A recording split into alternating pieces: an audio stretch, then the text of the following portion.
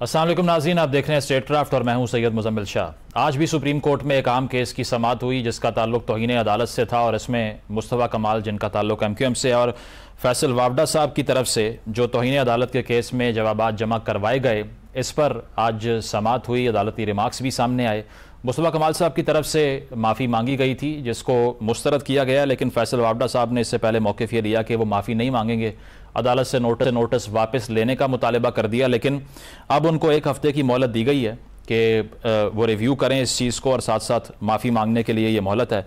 Remarks जो इस दौरान सामने आए वो यही थे। चीफ जस्टिस साहब ने भी ये बात की कि किसी को अगर हमारे फ़ैसलों से इख्तलाफ है तो उसका एक कानूनी फ़ोरम मौजूद होता है कि आप जाकर रेफरेंस दायर कर सकते हैं, लेकिन ये तरीका कार के प्रेस कॉन्फ्रेंस करके अदालती फ़ैसलों पर तनकीद करें, उससे क्रेडिबिलिटी अदलिया की हर्ट होती है।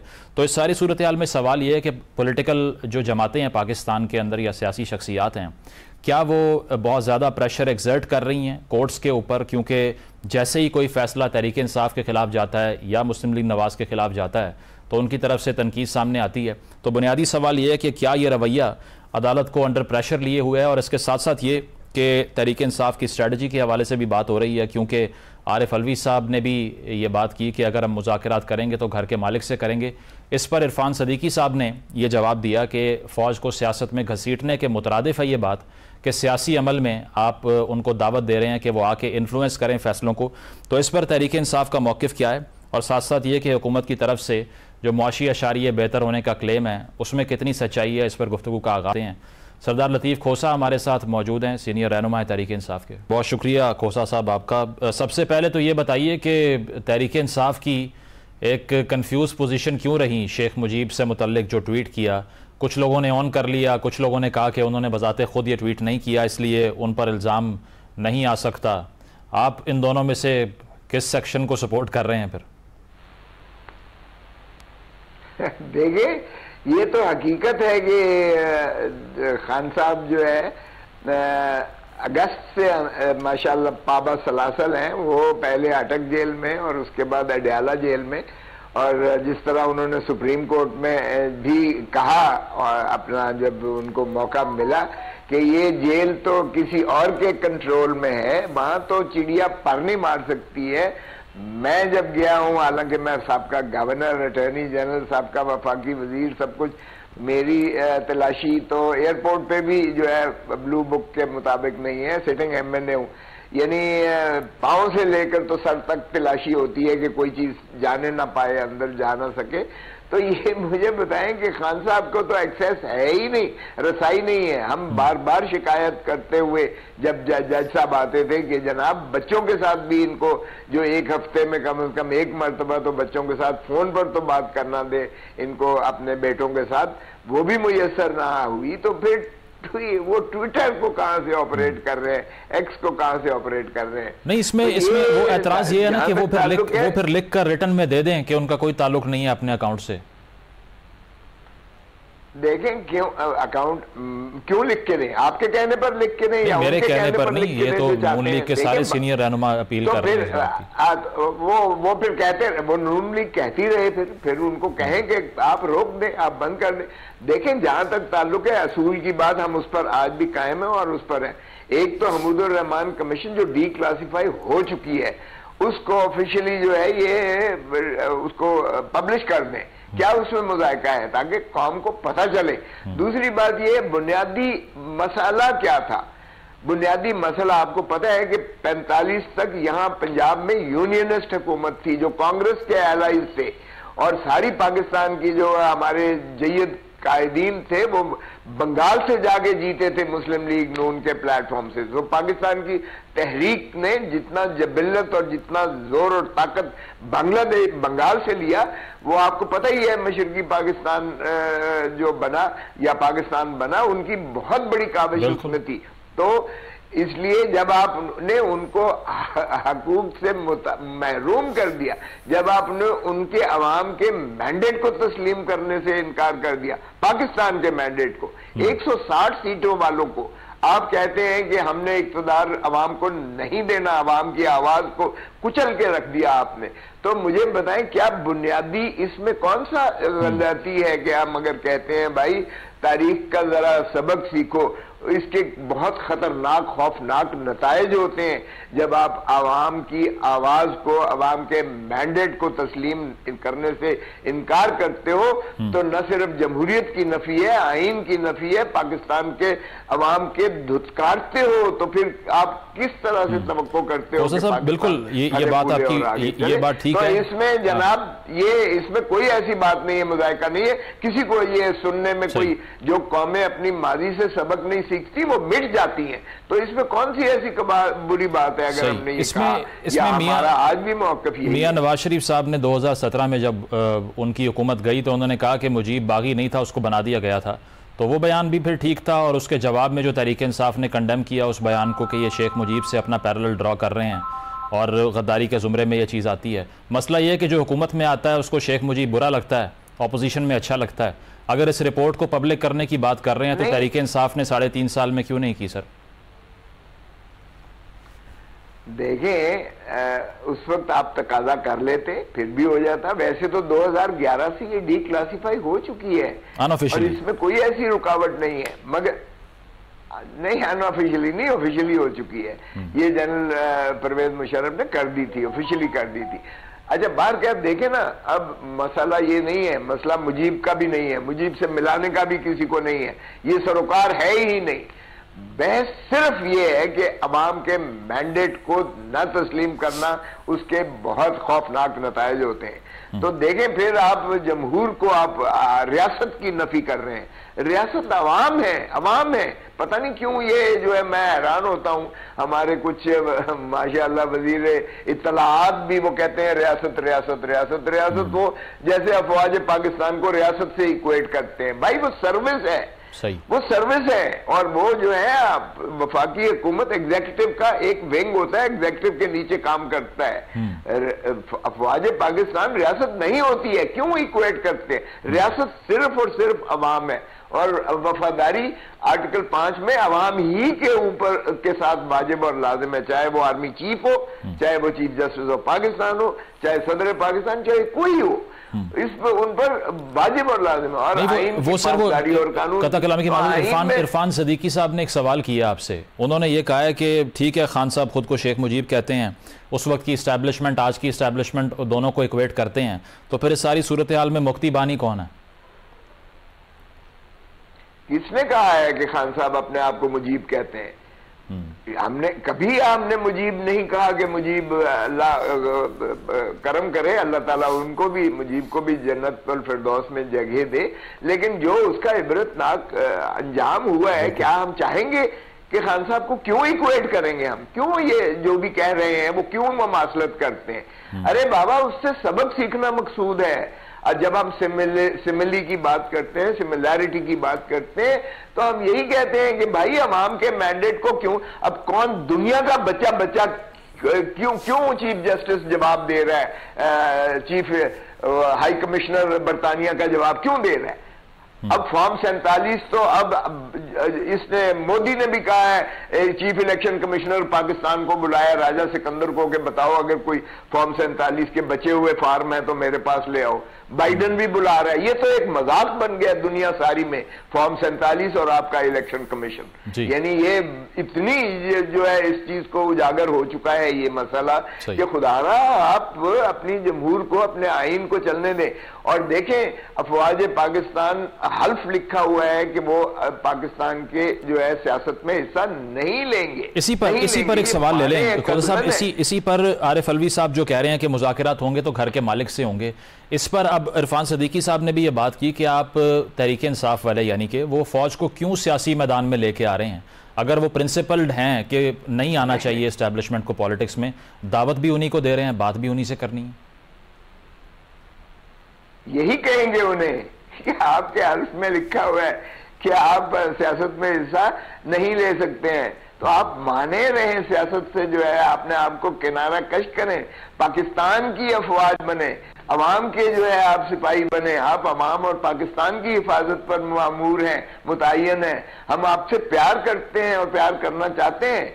एक मेजर का जब शहीद होता है कहीं भी, जो है हमारे दिल खून के आंसू होते हैं, हमारा बच्चा है वो जो शहीद हुआ है। अरे भाई, क्यों कर रही है ऐसा नौबत आए? सो आप खुदारा अपने अगर कार्य सरकार और मनसबी काम से जो है आप वो दरगुजर करेंगे और आप अपना हर जिले में ब्रिगेडियर बिठाएंगे, कर्नल बिठाएंगे, मेजर बिठाएंगे और फॉर्म 47 पर जो है आप लग जाएंगे और सियासत में आप इंजीनियरिंग शुरू कर देंगे, या अब आप मईशत में आ गए हैं, मिलिट्री इन बिजनेस मिलबस का एक प्रिंसिपल है, और आप मैं हैरान होता हूँ। चले नेशनल सिक्योरिटी काउंसिल में आना तो समझ आती है, लेकिन आप ने तो ये SIFC में भी आना शुरू कर दिया। ओ भाई, आपका क्या काम है SIFC में? मैं हैरान होता हूँ इस हुकूमत की जो है बैंकरप्सी का भी, इस बैंक इसकी इनकी जो है बिल्कुल मफलूज कुल हाल और खाली। फौजा साहब, ये ठीक है, ये बताइए कि जो अदलिया से आपके गिले थे अब क्या दूर हो चुके हैं? जो अभी रिसेंटली साइफर का फैसला आया और उसके बाद में बैरिस्टर गौहर भी ये कह रहे हैं कि 25 तारीख को स्पेशल सीट भी हमें वापस मिल जाएंगी, तो अभी अदलिया बेहतर लग रही है आपको? देखिए, हम बेहतर खुदा का खौफ करें। नहीं, मैं तो पूछ रहा हूं आपसे। चीफ प्राइम मिनिस्टर जैसे जाली प्राइम मिनिस्टर ने कहा है कि काली भेड़ें, अरे बाबा, हमें ये नहीं चाहिए, हमें आजाद अदलिया चाहिए। आजाद अदलिया ही इंसाफ फराम कर सकती है। 6 जज साहिबान ने जो लिखा, और जब सुप्रीम कोर्ट में अब जेरे तजवीज और जेरे इल्तवा है एक मामला, उसमें सारे हाई कोर्ट ने, सारे पाकिस्तान की हाई कोर्ट्स ने कहा है कि हम पे भी वही बैरूनी असरात हैं जो एग्जीक्यूटिव और एस्टैब्लिशमेंट के हैं। तो अगर आपने इंसाफ को पाबंद कर रखा था और आप मनपसंद फैसले उस वक्त ले रहे थे कि इलेक्शन से 1 हफ्ता पहले आपने 3 केसेस में इस तरह सूरत से आपने जो है सजाएं की। लंदन प्लान और क्या था? नवाज शरीफ साहब आए तो बायोमेट्रिक चल के इस्लामाबाद हाई कोर्ट में गई और फिर एक एक करके सारे के सारे मुकदमात से माशाल्लाह। वो तो हमें आपका लंदन प्लान याद करवा रहे हैं, जिसमें वो कह रहे हैं ताहिरुल कादरी साहब भी थे, चौधरी बरादरान भी थे, खान साहब भी थे। ये हर किसी का लंदन प्लान भी अपना है ना, ये भी मसला है बहुत बड़ा। आपने सुन ही लिया, ताहिरुल कादरी साहब ने वहां से जो बयान दिया है, उन्होंने कहा ना मैं मिला हूं, ना मैं इससे जो है वो DGISI उस वक्त के जो थे, ना मैंने उनसे कोई किया है, ना कोई लंदन प्लान का मैं कभी शामिल था या मौजूद था। नहीं, वो साफी मुबश्शिर रहमान साहब गवाह हैं इसके। वो ये नवाज शरीफ साहब, मोहतरम नवाज शरीफ साहब इतने झूठ बोलते हैं, इतने झूठ बोलते हैं कि आप जरा देख लें कि पाकिस्तान की तारीख में अगर किसी ने सियासत को कारोबार बनाया तो वो ज़िया-उल हक की जन्म से कूक से जन्म लेने वाले नवाज शरीफ ने बनाया।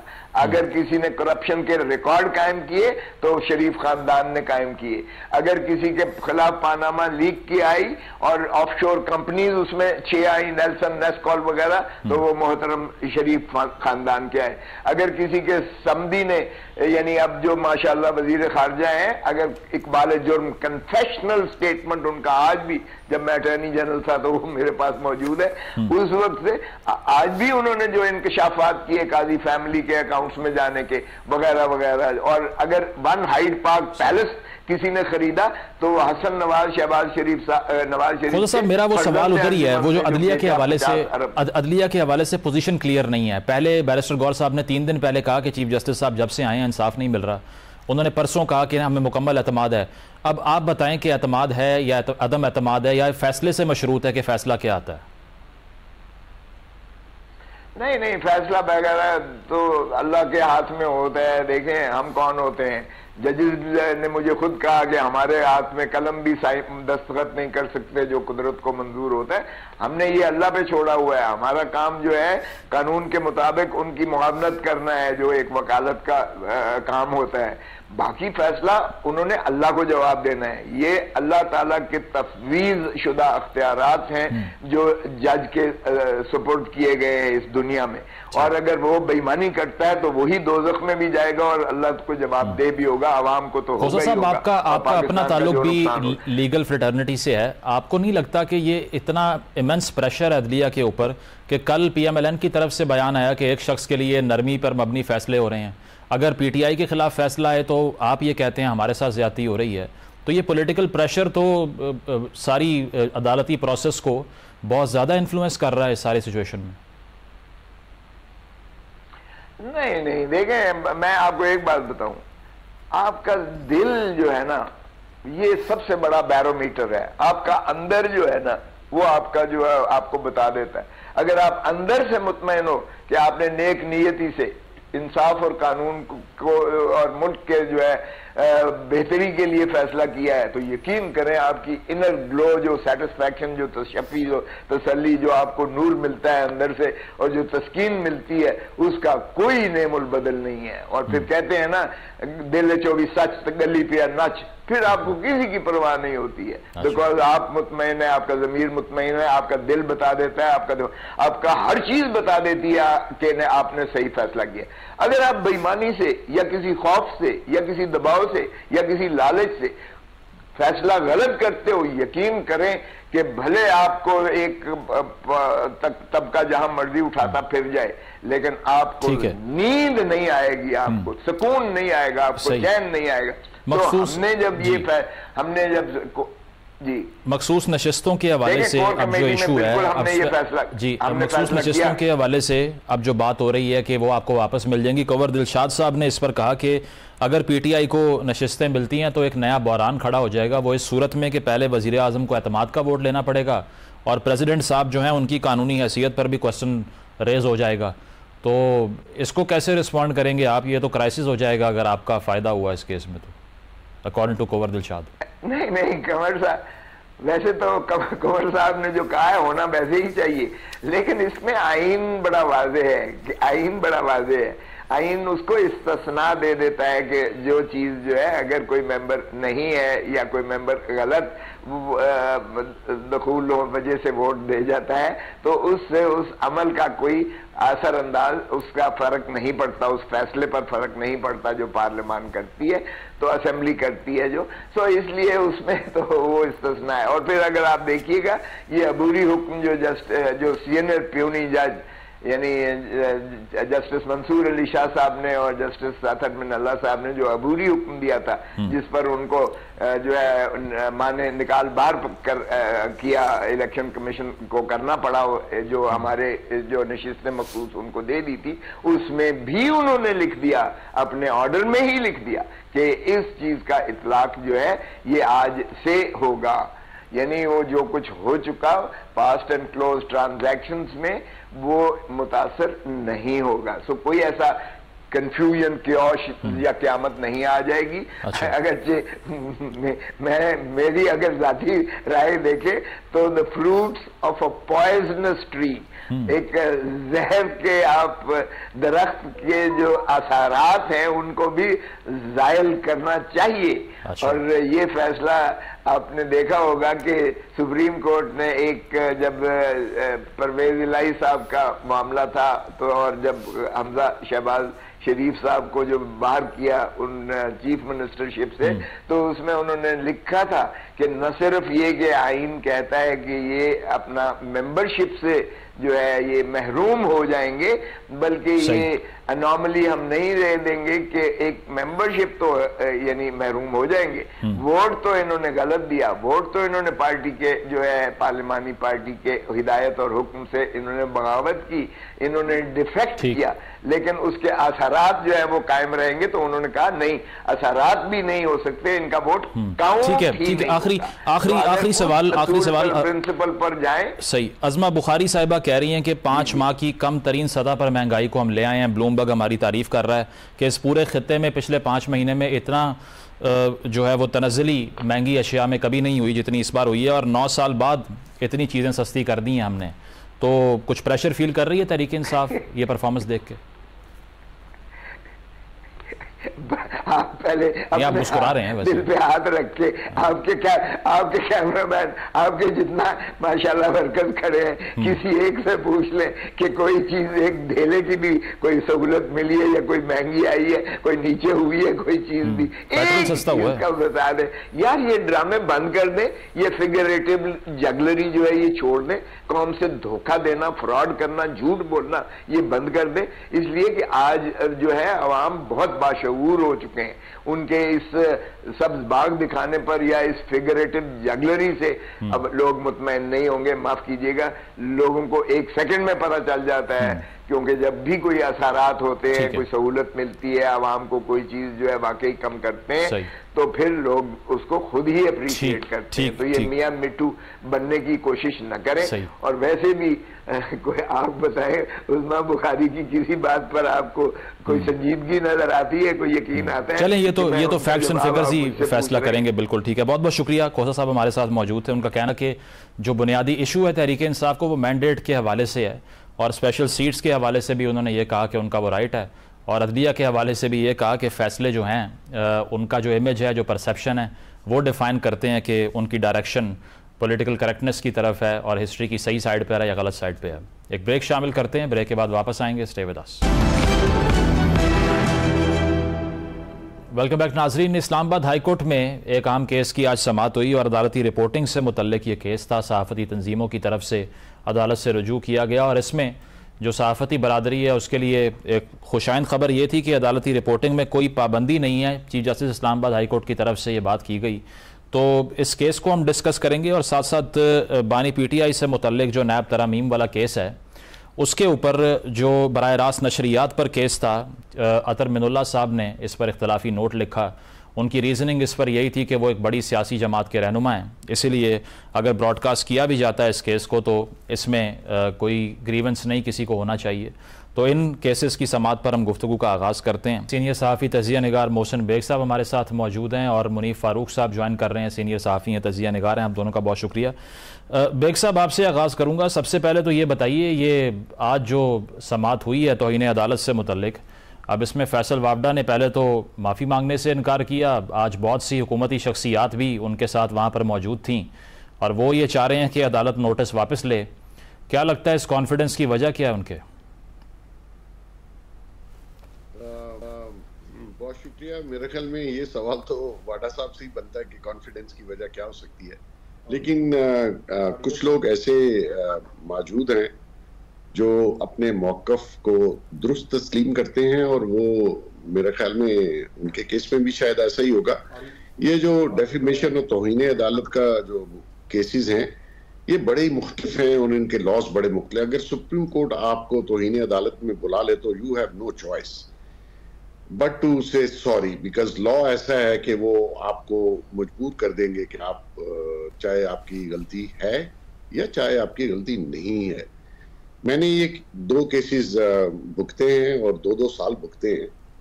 मेरा मौक़िफ़ यही था कि मैंने जो लिखा है वो सच है, मैं माफ़ी नहीं मांगता।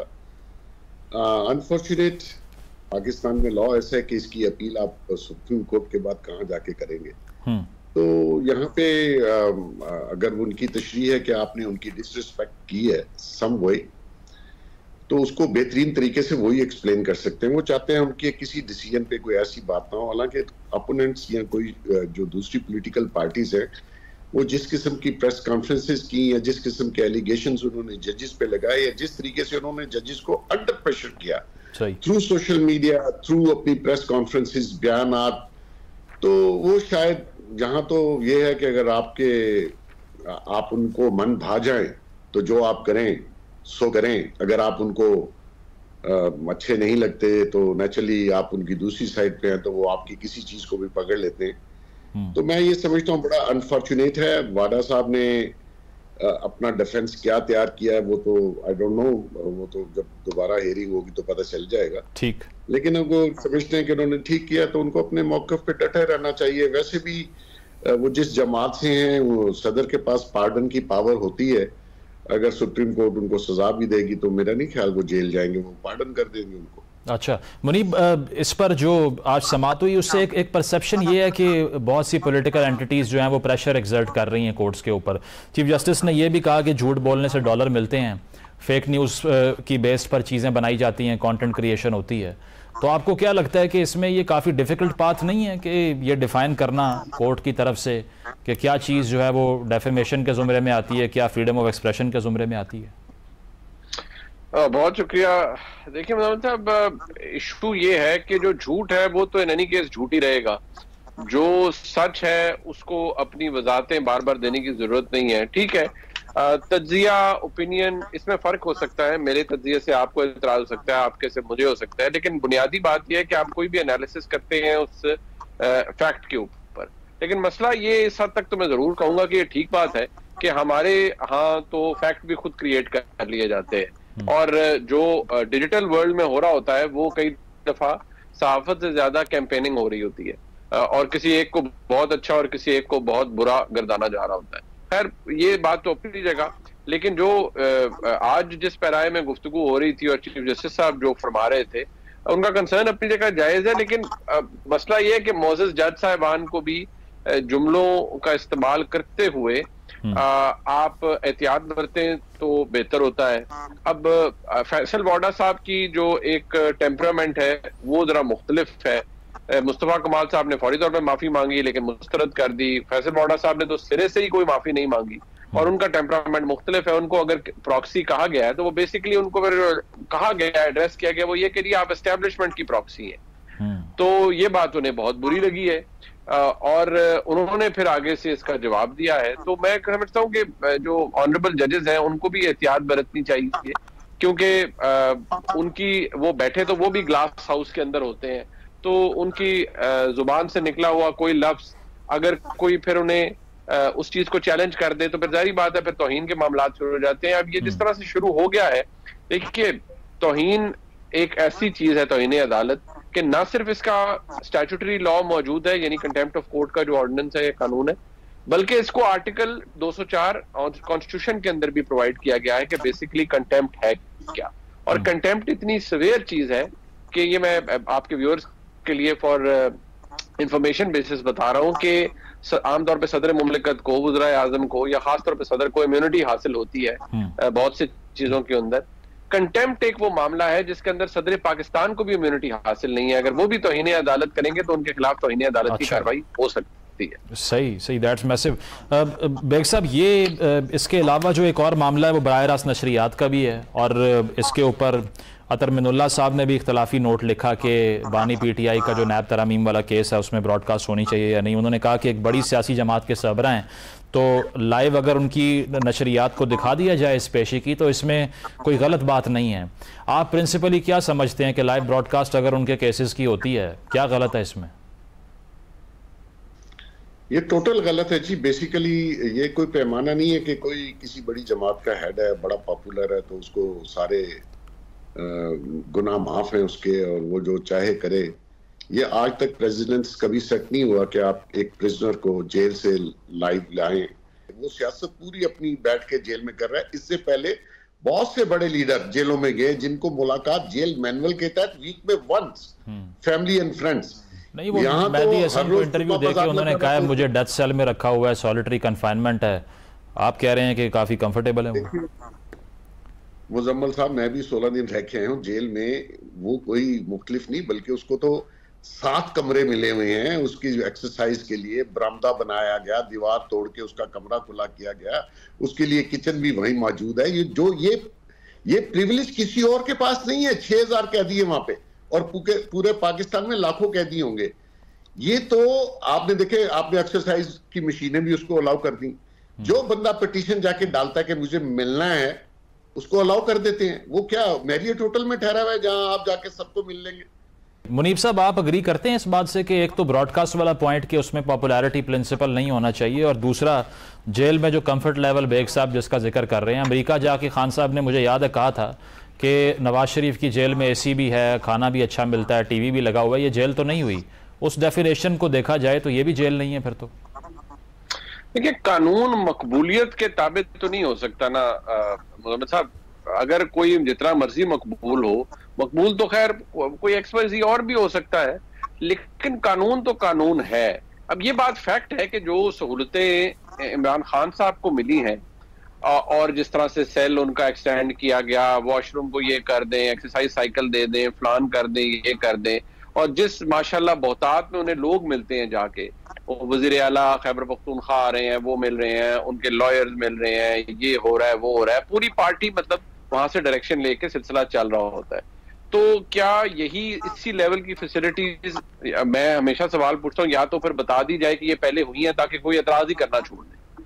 लेकिन अगर नहीं हुई, इसका मतलब है कि ये आउट ऑफ द ऑर्डिनरी है। तो आउट ऑफ द ऑर्डिनरी कोई हुकूमत तो कर नहीं रही। फिर ये तो फिर जैसे बेग साहब ने कहा है, वो बिल्कुल दुरुस्त है कि फिर ये अदालतें कर रही है ना जी। एक जज साहब तो बोल ही पड़े कि जी आपकी तो जो दरखास्त आई है, गालिबन वो साइफर केस के ट्रायल जज थे, कौन थे मुझे याद नहीं, उन्होंने कहा जी जो आपकी मेरे पास देख लें, पता नहीं 27 की कितनी दरखास्तें मैंने सारी अलाउ की हुई है।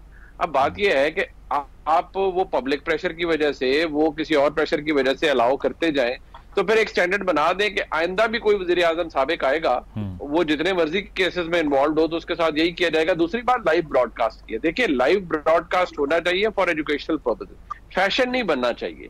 ये नहीं होना चाहिए कि जी इसको फैशन के तौर पर इस्तेमाल किया जाए, नहीं देखना चाहिए। आप जो प्रेशर की बात कर रहे हैं, वो प्रेशर वहां काम क्यों नहीं करता जब मुज़ाकरात की बात होती है? आरिफ अलवी साहब कह रहे हैं एस्टैब्लिशमेंट हमसे बात करने को तैयार नहीं है।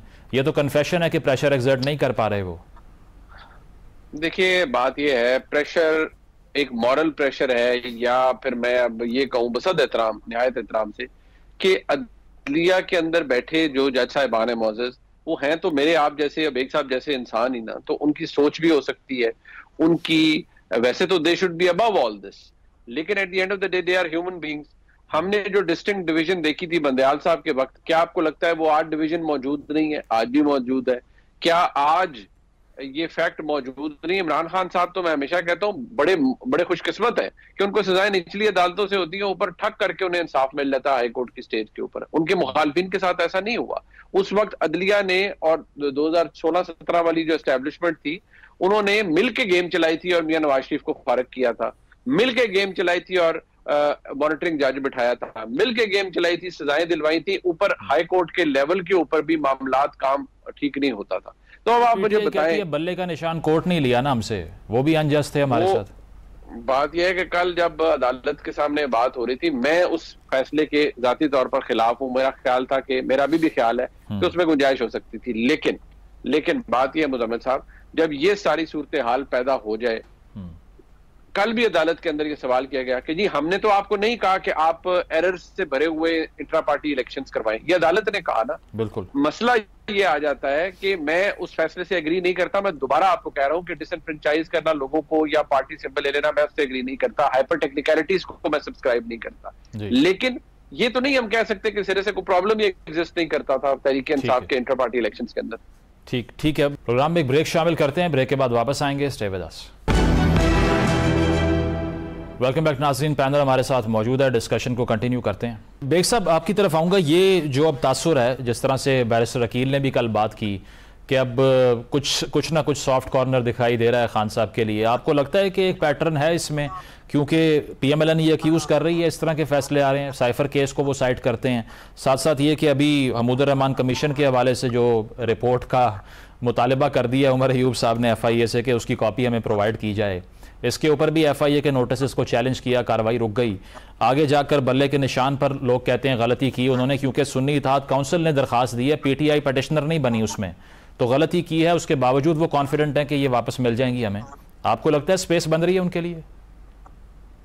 देखिए, बिल्कुल जुडिशरी इतनी ज्यादा उनकी फेवर में है जो आज तक कभी हुआ नहीं, और जजिस के ऊपर भी मेरे ख्याल में जो ट्रोलिंग और जो प्रेशर और सोशल मीडिया और यहाँ पे जो उनके ऊपर प्रेशराइज उनको किया जा रहा है, नेचुरली वो इंसान को इतना ज्यादा प्रेशर अपनी फैमिलीज की वजह से या खुद या उनके यहाँ भी कोई 19-20 होगा जिसकी वजह से वो ये प्रेशर PTI और का जो है वो। बेग साहब, आपकी बात अगर आपकी बात माने तो जो 6 जजेस ने लेटर लिखा था वो तो ये कह रहे थे कि हम एस्टैब्लिशमेंट के प्रेशर में हैं, आप कह रहे हैं PTI के प्रेशर में हैं। देखें, मैं आपको बता दूं, प्रेशर एस्टैब्लिशमेंट का हमेशा से रहा है। देखिए, पाकिस्तानियों की साइकी एक बन चुकी है, अगर आप एस्टैब्लिशमेंट के खिलाफ नारा लगा दें और आजादी और उनको ऊपर ब्लेम शुरू कर दें तो नेचुरली आप बड़े पॉपुलर हो जाते हैं। तो इमरान खान ने जितना प्रोपोगंडा 9 मई से पहले किया, आपको याद होगा, उसने कहा ये मीर जाफर, मीर सादिक, ये इनके ऊपर इल्जाम लगाया, मेरी रजीम चेंज कर दी, ये किया, हालांकि ये शख्स उन्हीं के पलपोते पे आया था, उन्हीं के सर पे गवर्नमेंट कर रहा था। तो मतलब बाजवा साहब ने किसी के साथ तो ज्यादती की हो, इसके साथ तो उन्होंने थ्रू आउट जनरल फैज और बाजवा की वजह से पावर में रहा। तो अब क्योंकि ये बड़ा अमेरिका ने भी ज्यादती नहीं की, वो सिर्फ बाजवा साहब ने की है ज्यादती हमसे। अब आप देखिए कि साइफर केस में इसको बरी कर देना ये जुल्म है। आने वाले दिनों में इस मुल्क के लिए बहुत बड़ा जुल्म होगा। किस तरीके से उसने साइफर को एक्सप्लॉइट किया। उसकी ऑडियो सुन लीजिए प्रिंसिपल सेक्रेटरी साहब के साथ। प्रिंसिपल सेक्रेटरी साहब ने ऑन ओथ अप्रूवर बन के ये स्टेटमेंट दी। वो साइफर कहां चला गया, आपने किस तरीके से उसको छोड़ दिया। तो आपको लगता है कि पीटीआई ने सोशल मीडिया के थ्रू प्रेशर एक्सर्ट कर दिया? वक्त खत्म हो गया। बहुत बहुत शुक्रिया मोहसिन बेग साहब, मुनीफ साहब हमारे साथ मौजूद थे। कहना यही था उनका कि पॉलिटिकल प्रेशर हो या दीगर प्रेशर्स हों, वो रिफ्लेक्ट करते हैं तमाम प्रोसीडिंग्स और जो फैसले आते हैं। और साथ साथ ये कि उन्होंने ये भी कहा कि तहरीक इंसाफ की जो स्ट्रैटेजी है और उन्होंने इस चीज़ को रजिस्टर करवा लिया है कि उनके साथ जो ज़्यादती हो रही है जेल में वो उस स्टैंडर्ड्स पे नहीं है जो पहले सियासी लीडरान के साथ होती रही है। एक ब्रेक शामिल करेंगे, ब्रेक के बाद वापस आएंगे। Stay with us. प्रोग्राम में आपने मुलाहिजा किया, अपना फीडबैक ज़रूर दीजिएगा। इजाज़त दीजिए, अल्लाह हाफ़िज़।